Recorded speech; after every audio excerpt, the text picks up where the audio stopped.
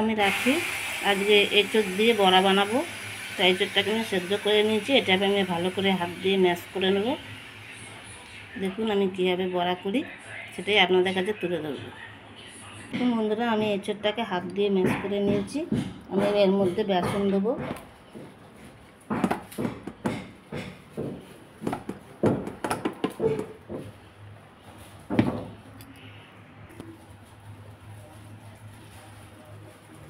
লঙ্কার গুঁড়ো দিলাম, হলুদ দিলাম, জিরে গুঁড়ো দিলাম, খাবার সোডা দিলাম,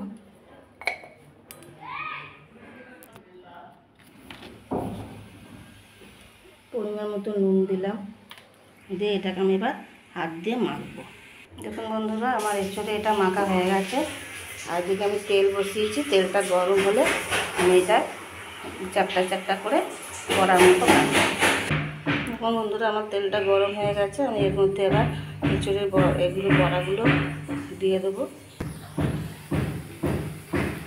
যে তেলের মধ্যে দিয়ে দিয়েছি। বন্ধুরা, এরকম গরমে এঁচোড়ের তরকারি খেতে ভালো লাগে না। কালকে করেছিলাম, সে এখনও পড়ে রয়েছে। এই জন্য ভাবলাম এঁচোড় দিয়ে একটু বড়া করি। ডাল দিয়ে খুব ভালো লাগে খেতে। আপনারা করে দেখবেন। এই গরমে ভাজা ভুজি, টক ডাল এইসবই ভালো লাগে।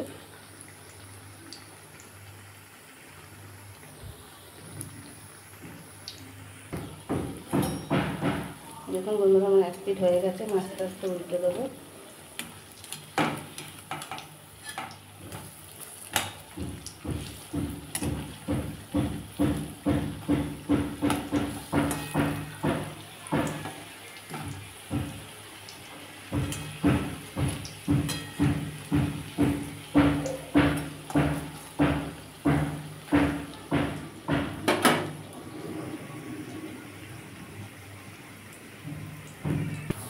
দেখুন বন্ধুরা, আমার বড়াটা হয়ে গেছে।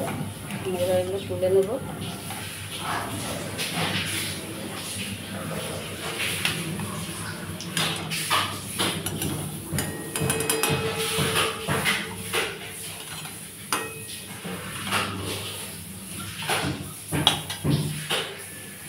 দেখুন বন্ধুরা, আমার এঁচোড়ের বড়াগুলো রেডি হয়ে গেছে। এটা খুব ডালের সাথেও খুব ভালো লাগে। এমনকি সন্ধ্যাবেলার টিফিন হিসাবেও এটা খেতে পারেন। সস দিয়ে খুব ভালো লাগে খেতে। আমার রেসিপিটা ভালো লাগলে লাইক করবেন, সাবস্ক্রাইব করে পাশে রয়ে যাবেন। আর পুরনো বন্ধুদের অসংখ্য ধন্যবাদ জানাই ও ভালোবাসা জানাই আমার পাশে থাকার জন্য।